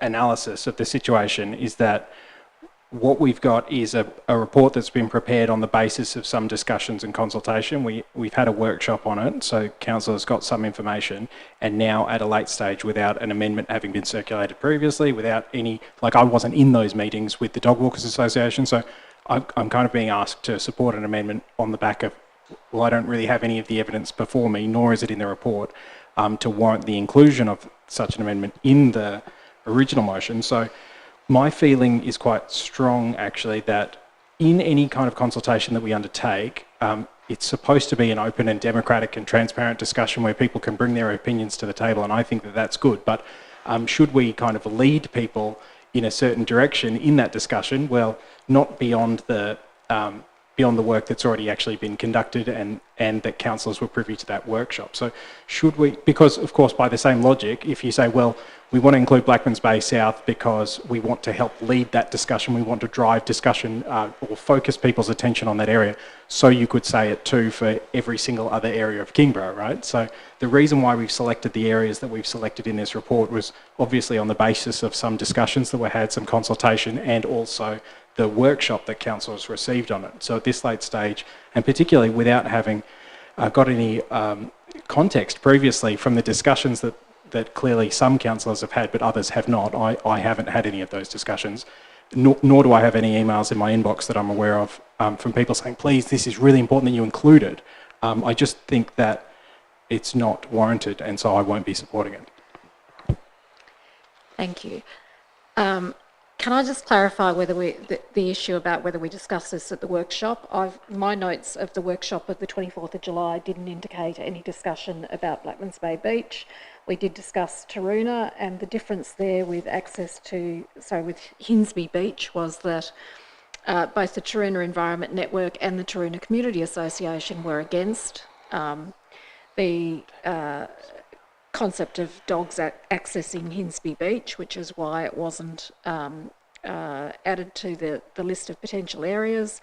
We did also discuss at length Snug Beach, and noting that the Conningham and Lower Snug Community Association were very in favour of that. Following our meeting with the Dog Walkers Association, I did ask Mr Basham whether we had had any significant discussion regarding dogs having off-lead access to the southern end of Blackmans Bay Beach, and because neither the Deputy Mayor or I could remember it, and the answer was that there was no significant discussion at that workshop. So that was our recollection. Obviously we all recollect things differently, but then I'm being guided by Mr Basham's advice in relation to whether we did have a discussion about it, and certainly that wasn't reflected in my notes. So the Deputy Mayor has raised this tonight in response to a request from the Kingborough Dog Walkers Association, and I've got to say it would be really good if we could get to the point of having a dog strategy for Kingborough, because then we wouldn't have these lengthy discussions. And I've been advocating for a dog strategy for about 3 years now, as a way of having a more holistic approach and mapping out all our different areas. But we didn't manage to get that up in the last couple of budget deliberations. So I have on my list now, if I'm not mistaken, Councillor Dean on the amendment. Yeah, just a couple of questions to Mr Basham. If this is when this is actually presented to the community, if this is indeed passed, I note that you've got in the policy a number of maps very clearly delineating where, for example, that will go, but looking at the amendment is obviously just one sentence. It says Blackmans Bay, Southern End. Could you potentially just clarify how would this then be presented? Will it be that it would be just like it's Snug Beach is, for example, the Southern End? Will you delineate exactly where it is? Maybe could you just explain what are we talking Southern End Beach, because 50%, just the bit where the roundabout is. Yeah. Mr Basham. Through you, Mayor. To the best of my knowledge, I believe that the location would be only on the sand and would be south of the stormwater pipe to the end of the sand beach. That's my understanding of the area that's being referred to. The way that I believe it would be best presented in the event that the amendment was successful is that we would ultimately amend the attached draft dog management policy to reflect that new map and that new proposed declaration, and then that'd be clear to the community who's reviewing that draft policy. Councillor Dean. I find this one a little bit tricky, to be honest. I mean, as Councillor Cordover's pointed out, usually as councillors, as directors of this organisation, we kind of give a bit of a heads up, give a bit of background, give a context. To be landed with something at the last minute without the context does surprise me, because it goes against kind of what we've done in the past. And I also wonder, with the answer that you just provided, by having it in as we have for, say, Snug Beach, and we have for Summerleys Road and Scott Road Reserve, that it's kind of might be perceived as a bit of a fait accompli in terms of that we've decided it's in, can you come and now tell us the opposite? Because that's exactly what we're putting out. We're putting out, this is what we think we would like based on the initial feedback. It's not in there right now, which I do struggle with. I don't know why, if there was such a strong feeling, as you pointed out, the Mayor, from the Kingborough Dog Walk Association, if it was such a strong point, why isn't it actually in here? Unfortunately, I wasn't part of the workshop. I take Councillor Antoli's point that, you know, putting it out there, I don't necessarily have a big issue with putting it out there, and I don't understand why it wasn't in to begin with. So, yeah, I really don't know where to land on this one. My last question, I suppose, is a bit more specifics around the southern end. Just to clarify, is this going to be all year round, or is this just a winter use or a timed use, or all year round? The mover of the amendment would have to answer that. Deputy Mayor. To be honest, I really haven't thought about it very much, and I think we need to be guided by the community on this. Like, I think it's really concerning that councillors are already displaying an opinion when we're supposed to be coming to this council room with an open mind. What this amendment is asking for is some consultation, and the feedback is what I'll be basing my opinions on. So it hasn't been worked out yet, all of those details. Councillor Dean, still on the amendment. Still really unconvinced by that statement. I hear what you're saying, let's put it out to the community, but that process has been done and now it's missing, and I don't think anyone here is jumping to an opinion. I haven't voiced an opinion either way on this exactly. It's more about the process that we as councillors operate collaboratively and help one another out by providing the context as to why such a proposal. And I think the nuance to this debate is, we've talked about nuance earlier around compostable bags. The nuance in this debate is how it then gets presented. It's clear that when I look at the draft management, the draft policy as it stands, it very much reads as if this is what we've proposed based on the feedback. Come and tell us otherwise.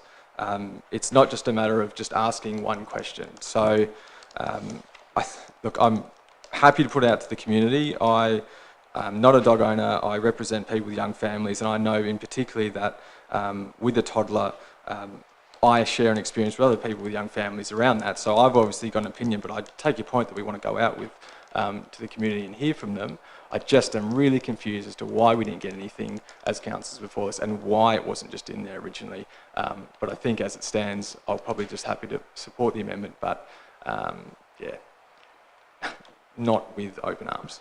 Thank you, Councillor Dean. Councillor Midgley.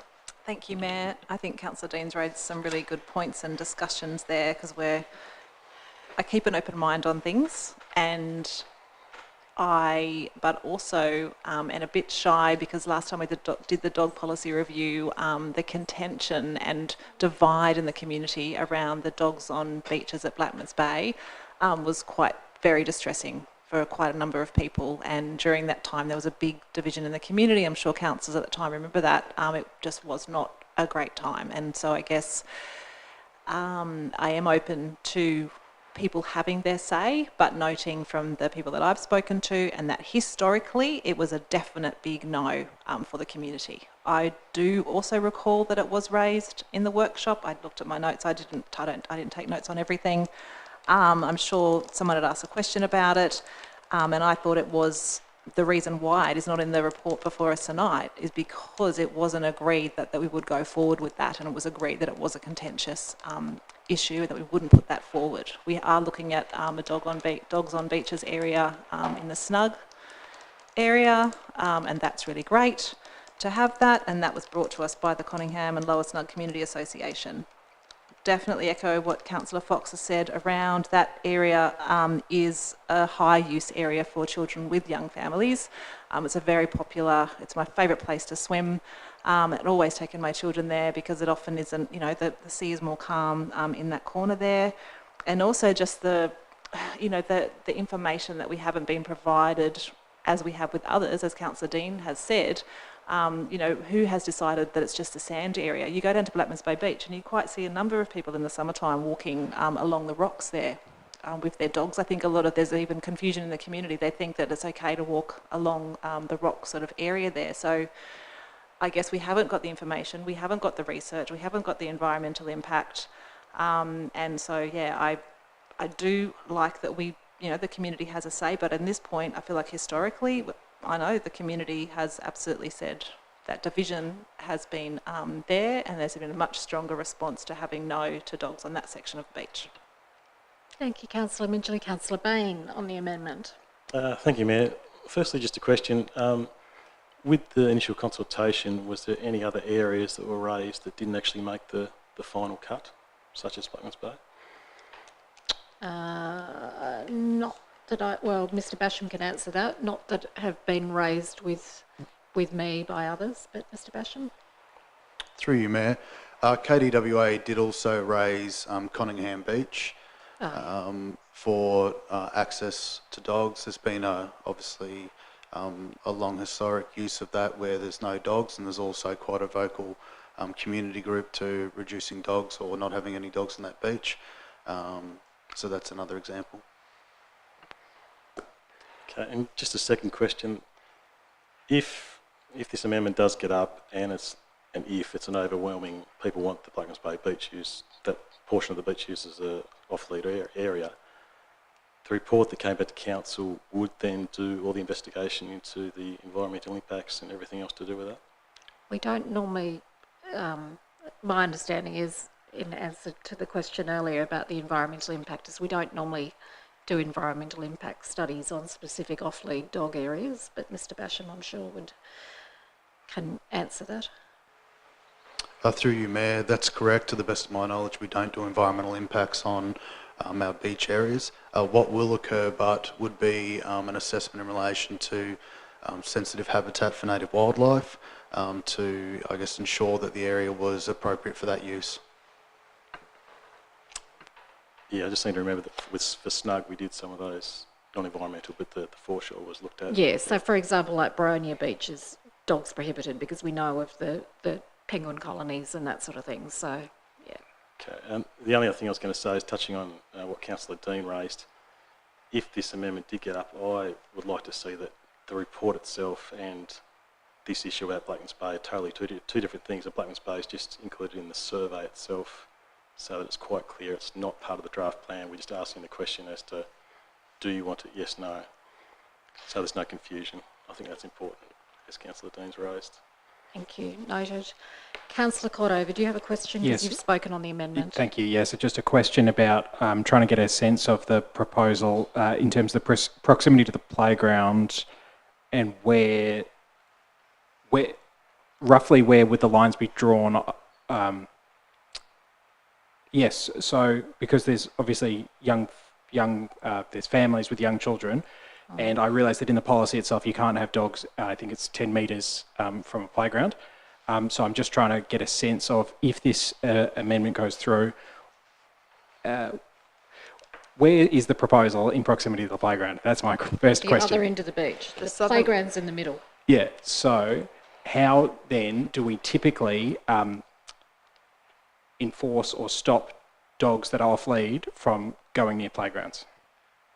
The same way we do at Kingston Beach, where you've got an off-lead dog beach and a playground down the other end. So they just have to be under effective control, but we don't have, obviously, people down there enforcing it. It's a large enough distance, and then with any of these issues with dogs on lead or off lead, we don't have the resources to be policing it proactively. And I certainly know that despite the fact that we now have stenciling on the newly built Whitewater track, which I walk regularly, I will turn a corner nearly every time and there'll be somebody with a dog off lead that is running towards me because dog owners like to have their dogs off lead.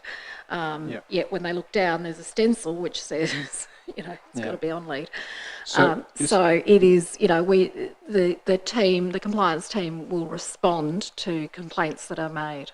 Thank you. And so do we take special measures in other beaches where there's a high frequency? Obviously, there's always a high frequency of pedestrians and young people at beaches. Do we take special measures in special areas to maintain a separation of dogs off lead from recreational activity on beaches? Like, are there examples at Kingston, for example? Do we do anything differently to protect people from dogs in those Mr. areas? Basham. Children. Through you, Mayor, as the Mayor's highlighted, there's limited resources at Council in relation to this matter. So based on that, we need to ensure that we put out the resources that we do have into the areas that, I guess, have the highest use. So as you could appreciate, it would be more likely that we would have an officer down at Kingston Beach at the dog off exercise area due to the amount of dogs that are using that area and the amount of people in that area, potentially versus Middleton. Thank you. And so our final question is just about, for example, Kingston Park. I'm trying to get a sense of, there must be some threshold, there must be some benchmark that we typically say where, okay, there's too many children in this neighbourhood, there's too many children who are playing in this area, so we probably don't want dogs off lead right here. There's got to be some benchmark or threshold, and I'm trying to get a sense of what that benchmark or threshold is in order to determine whether or not it's a good idea to have off lead dogs, or even to ask the community whether it's a good idea to have off lead dogs on a beach.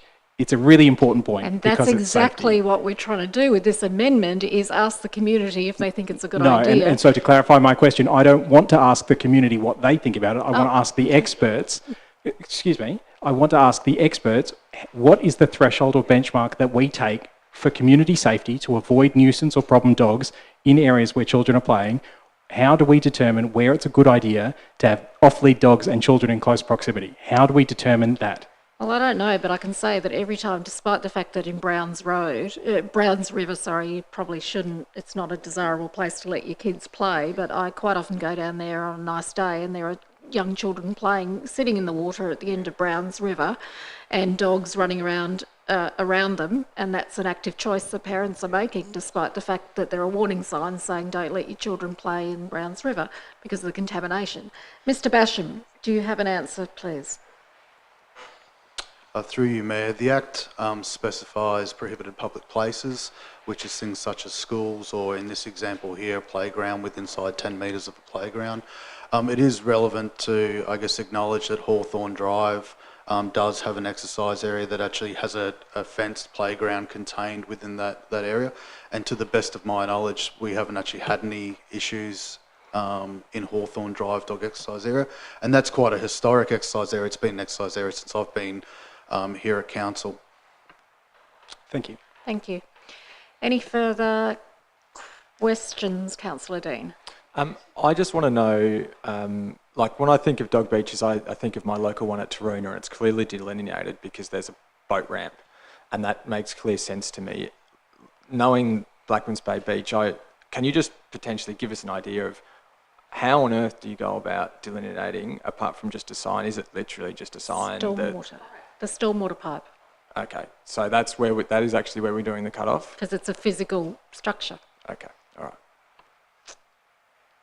Sorry, my follow-up to that was, will that be included as part of the survey question, as Councillor Baines pointed out, that we will provide specifics of exactly where it is, etc.? That would need to happen. I mean, we're not going to draft the survey question here because we have a communications and engagement advisor whose job is to appropriately draft survey questions so they're not, misleading or anything like that.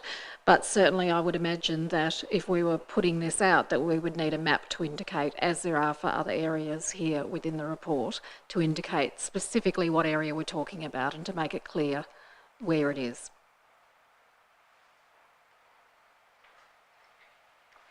Okay, any further discussions on the amendment? Councillor Glade-Wright, did you want to sum up the amendment?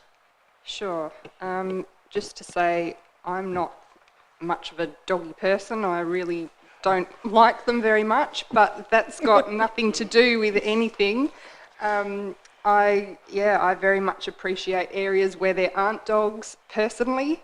but my personal opinion isn't particularly relevant here. I also see how packed the dog beach at Kingston Beach is, and I'm aware that there are many people in the community that love their dogs, and we are a growing municipality, so I think that it's important that we consider the needs of dog users as well.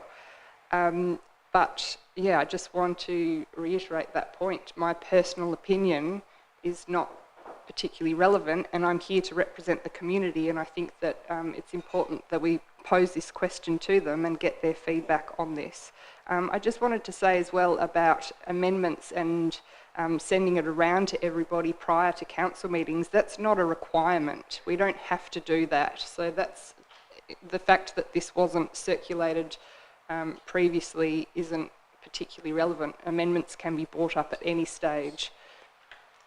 So that's my summing up. Thank you. Thank you. I'm going to put the amendment. It is as printed on the screen. It was moved by Councillor Gladwright, seconded by Councillor Antoli, and the amendment is to include in the consultation the southern end of Blackmans Bay Beach as an off-lead dog area.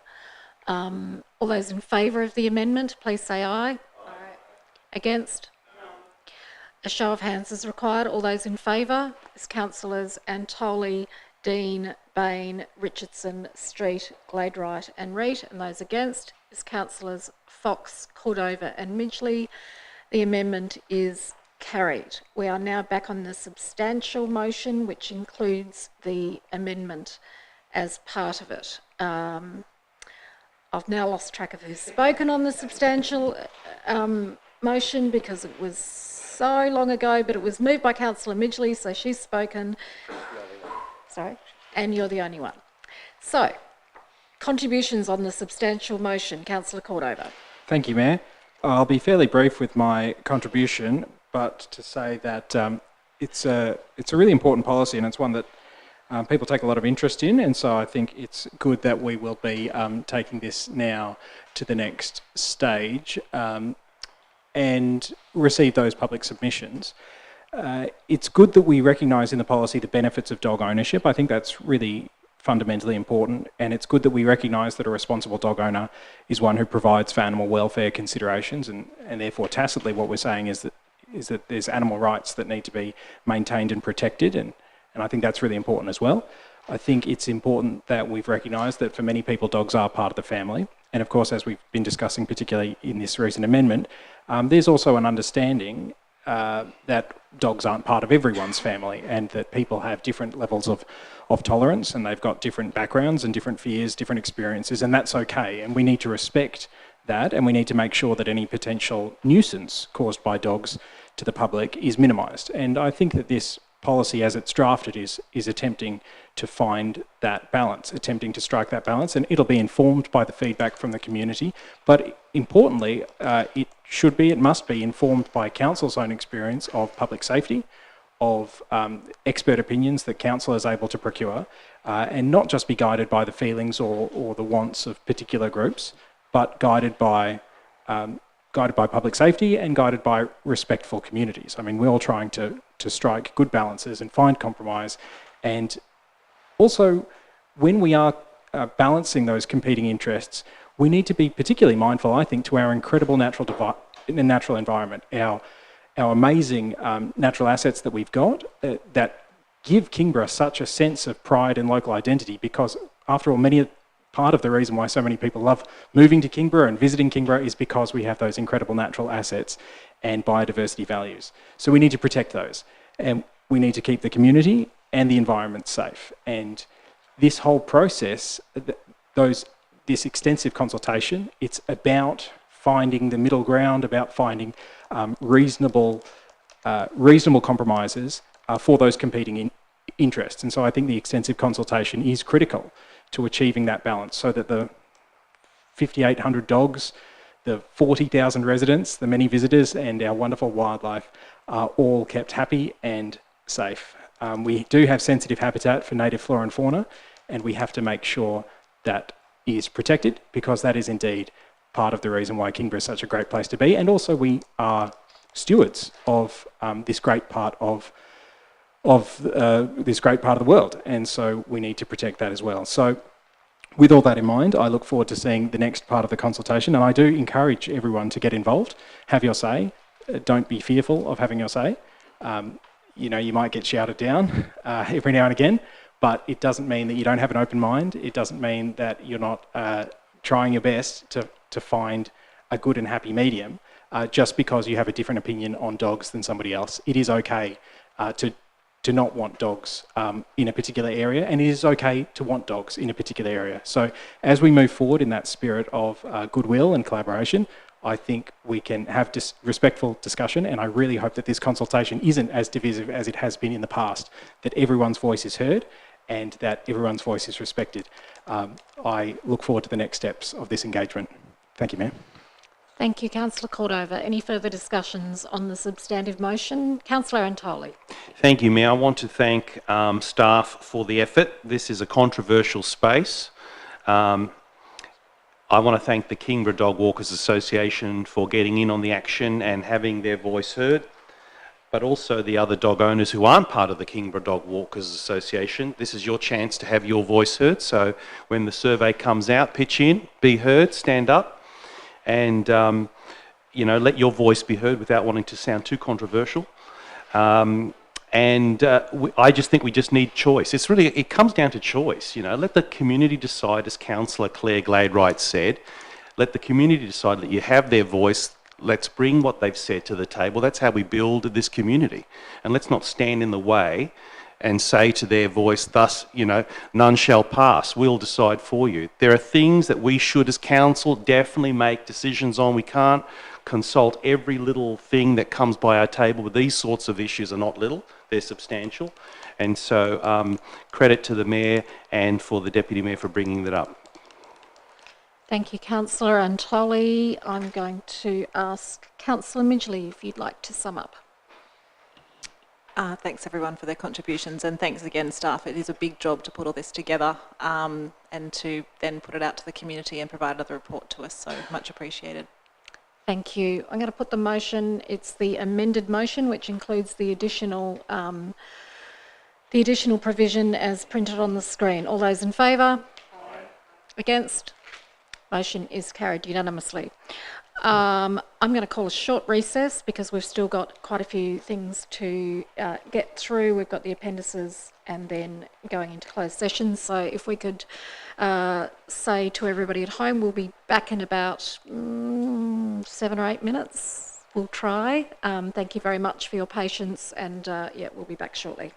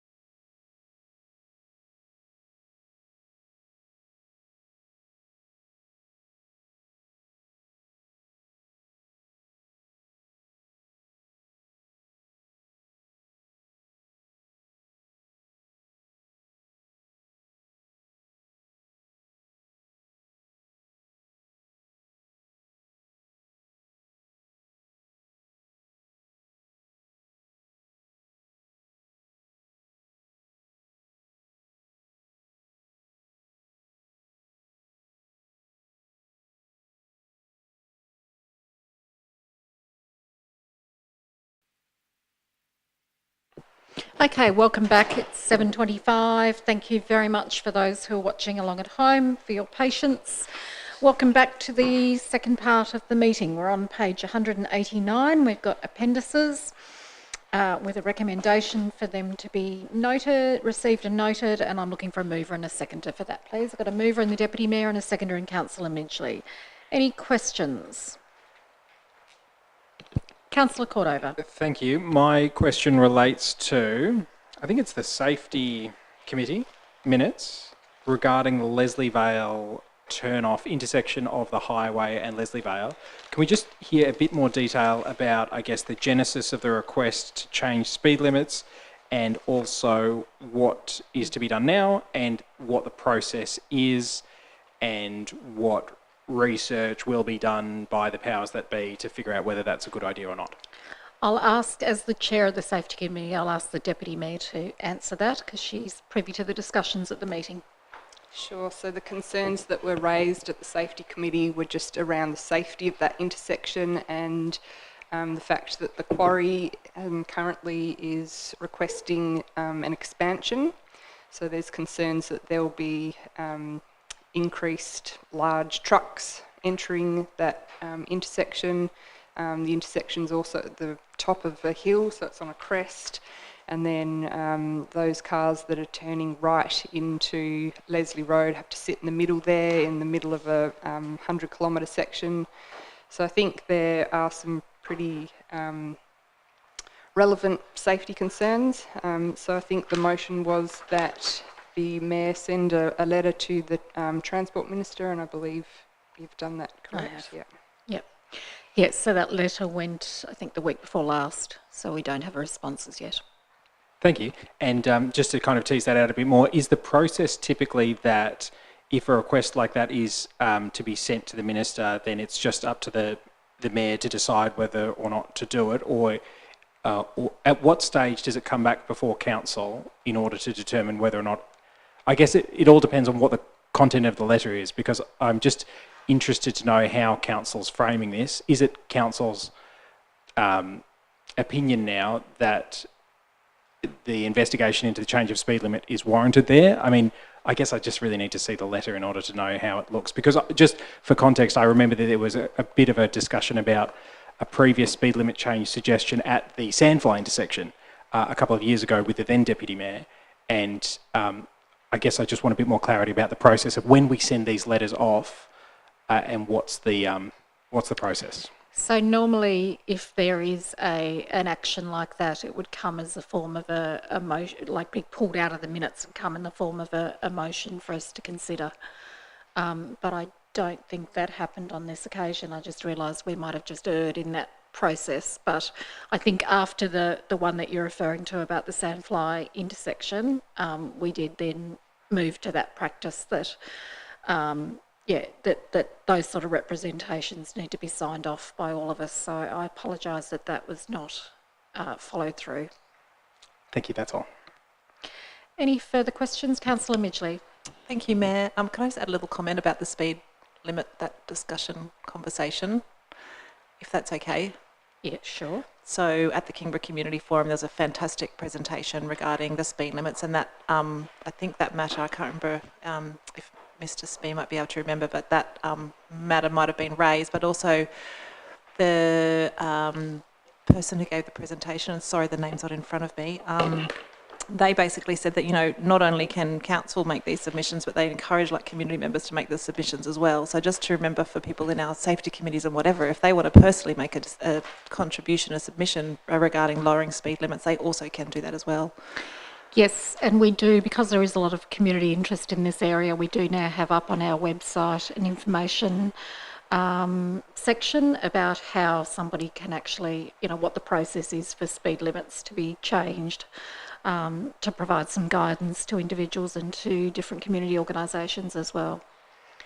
Did you have a further question? Thank you. There was a further question, sorry, and I've just moved it. It was on the Kingborough Waste Services report, and I've moved from the...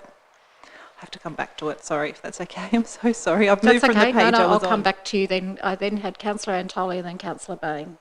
Okay, thank you, Mayor. Mayor, just about your trip to Canberra, if you wouldn't mind maybe just updating us on any learnings or insights from that trip that's worth sharing with the council and the community. There's even some interesting things here about artificial intelligence, so I'd be keen to just have a quick verbal report, if that's all right. Yep. As part of my role now as the Director of the Australian Local Government Association, we had a board meeting and then a strategic planning day because we recently appointed a new CEO who was a former advisor to the Minister for Local Government, Kirsty McBain. So it was an opportunity to start to consider collectively what we want to be, I guess, strategically pursuing for the local government sector Australia-wide. At the moment, what we've got is what I would say is not a strategic plan. It's titled that, but it's more of an advocacy plan. And a strategic plan, an advocacy plan should really fall out of a strategic plan. There's no sort of visionary stuff there. So we've started that process, and that was a really productive day. And then one of the two things that the Australian Local Government Association puts on every year is both the National Local Government Congress, but also the National Roads, let me get the title right, Roads, Transport and Infrastructure Congress. And look, I'll be the first to admit that when I saw the title of that name, my eyes nearly glazed over, and I was only able to be there for one day of it, and it was absolutely superb. And the topics were, I kind of thought that we might just be discussing, best practice in road maintenance and building and that sort of thing. And it was far broader than that. And in fact, one of the sessions that I chaired was in relation to the use of artificial intelligence to track the movements of all road users, or about 10 different kinds at the moment that are put into this program, to then check the safety of different intersections. So it was particularly about cyclists and the way cyclists interact with cars and trucks turning around corners, and so you can get a really accurate picture with this software of, what are the uses the artificial intelligence to recognise that was a near miss, and that was that was a crash, there was an impact there, and this happened and that happened. And it was developed in the UK, it's now being used in Australia, and they were able to give us some live examples of showing where it is. I think the one that we looked at was in a junction at St Kilda. And in talking to the presenter for that, it's 4 of those cameras that have actually just been installed in Hobart. In Macquarie and Davey Streets, and he couldn't remember the other 2 locations. So that was a really interesting learning for me about that. And we also had a number of panels that covered a range of issues. There was one that was interesting about, because there were representatives from all around Australia, and the Mayor of Gladstone, who's also a director, he's the Vice President of the Australian Local Government Association, was talking about the how many roads they've got, how many thousands of kilometres of roads that they have as a remote location, and the way that they actually dealt with it is literally, to get a condition report, is they set people off with a GoPro attached to the front of the car, and then they go around and they have all this footage that they collect of the condition of their roads, so that they can then go back and analyse it and assess it. But what they found is, with increasing natural disasters, such as floods in those areas, they've at least got some proof for the insurance company that the road was up to standard in the event that it is then impacted by natural disaster. So it was a really worthwhile conference. I know that we did host it here in Tasmania last year. But I think as part of the feedback, they're trying to work out whether it should always be in Canberra or whether it should move around to regional areas. But my infomercial is, if you get a chance to go to one of these, because they are open to any local government representative from around the country, is that you do, if you've got an interest in some of these topics, to go along to the next one in next year, because it was certainly a much broader set of topics than I initially thought. And I had to come back. I couldn't go to the second day of it, and I was actually disappointed that I wasn't there to hear more of the stuff. And I think there was even talk about affordable housing on the second day as well, and I missed that. So yeah, who knows? That was full of surprises for me. Further questions, Councillor Bain? Can I just add something on the Huon Highway Safety Committee discussion? Sure. The other interesting thing that was raised is that the state government's done the Huon Highway corridor study, and this intersection was one of the top things that was raised through that. So there is a lot of evidence behind the community seeing it as a concern. And not that's just why, the safety committee, yes, it's the broader. Yes, and I think that's why there's interest in what the response might be, given that it was, I think, the number 2 or number 3 priority in that study, and yet years later there's no action being taken on it. So we look forward to seeing that response. Councillor Midgley, have you remembered? Thank you. I did find it, yes. I had a bit of a chuckle when I read this, actually. The 8.3 on page 247, just where it notes about the councillor workshop. We discussed a series of insightful and stimulating dialogues took place, and a number of consequential amendments were put forward. These proposals were effectively incorporated into the all-encompassing presentation, producing a highly impressive outcome. Could you tell me what item you're actually on, though? So 8.3, councillor workshop. So 247 in the waste services section. Oh, waste service. Sorry, that was sorry, just in that. Anyway, I just wondered what were the consequential amendments were put forward. I just kind of wondered what that was. I reckon Mr. Reeve will be able to tell us that. Through you, Mayor. Look, I'm very disappointed that you don't remember what the consequential amendments actually are, Councillor Midgley. So I'll just put that on the record there. Look, I have to admit I didn't actually write this. So, so it does look like something I would write, but no, I didn't. So I'm not so sure I can actually properly answer your question, although I do think it was quite an insightful and stimulating dialogue that we did actually have at the workshop there. And I guess one person's consequential amendment might not be necessarily another person's consequential amendment. And hopefully that answers your question.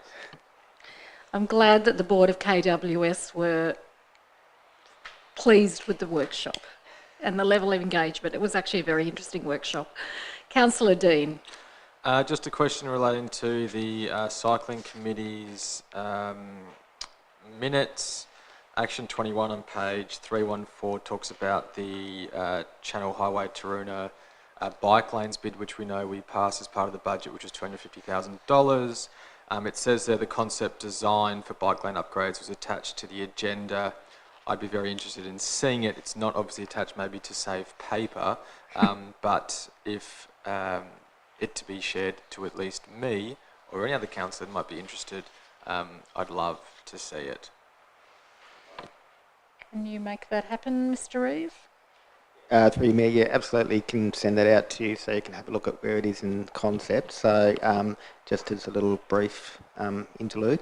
So effectively what we've come up with is probably going to be a little bit more than what's actually in the budget, but we have put forward for some grant funding. And if we're lucky enough to get that, then we should be able to extend that out further. But certainly happy to send the concept in all its beauty to you. Yep. To every single one. Thanks. And there'll be questions on it at the next meeting. Councillor Dean. Look, I just note there were obviously some feedback, and I will follow up with you separately on that anyway when I get it from you. Just one last question around a meeting you had or chaired as part of our council's multicultural advisory group. I note that's from the 8th of August, but I note we did actually meet last week as well. So I'm just wondering if you might be able to provide a quick update on where the group is at. Thank you. Yes, we have worked through the process of developing the survey, and the survey is now out for public consultation. And the concept of actually putting together a survey sounds like a really simple one, but there is a science behind it, and it can't be too lengthy, but we wanted to make sure that we're getting the information that would inform members of the committee. And I think that's been a good process so far. So it's out for public consultation. It went out last week. It's open for four weeks.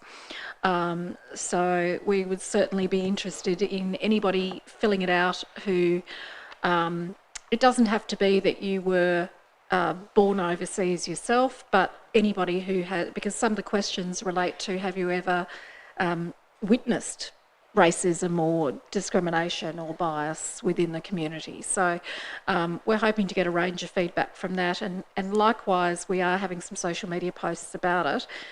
If you do have people that you could circulate that link to, I think the link might have been circulated around to everybody, but we're trying to get that out as widely as possible, because you've set the benchmark high now, Councillor Dean, with 800 responses to the Sport and Rec survey, so I'd be very disappointed if we didn't get at least 800 for the Multicultural Advisory Group survey. So yes, so that's been a good process, and hopefully that will then enable us to analyse that survey and develop a framework that we would launch early next year. And I appreciate the feedback from both Councillor Antoli and yourself as part of that group, because it's been a good process and there's been lots of valuable discussions so far. Terrific. I will just state for the record, probably 100 of those 800 are the kids that I teach, so it has, you know, fancy kids. But nevertheless, I'll take 800. Okay. We'll just take 100 off at the end. Councillor Bain. Yes, thank you, Mayor. Sorry, one last one from me. On the 7th of August in the Civic Centre, attended the Integrated Transport Study meeting with Huon Valley Council and Department of State Growth. Yep. Is there any interesting things to share from that one? Look, not well, I'll let you be the judge of whether it's interesting. There was a motion passed by the Huon Valley Council that was calling for an allocation of $50,000 to do a study that we would fund along with the Huon Valley to look at. It was a very loosely worded motion because it talked about wanting to look at, and I'd have to go back to my notes, but it was all sort of transport within the Huon Valley, within the Kingborough area and into the city of Hobart. So it was very broad.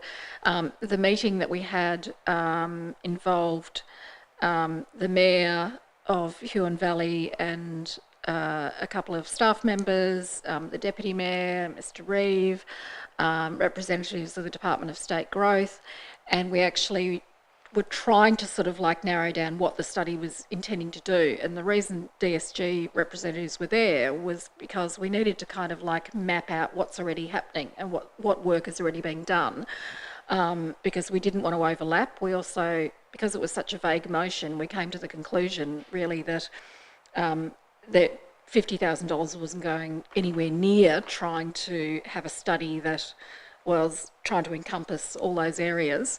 And so the agreement from everybody in the meeting was that we not pursue that because of all the work that we'd just identified was going on.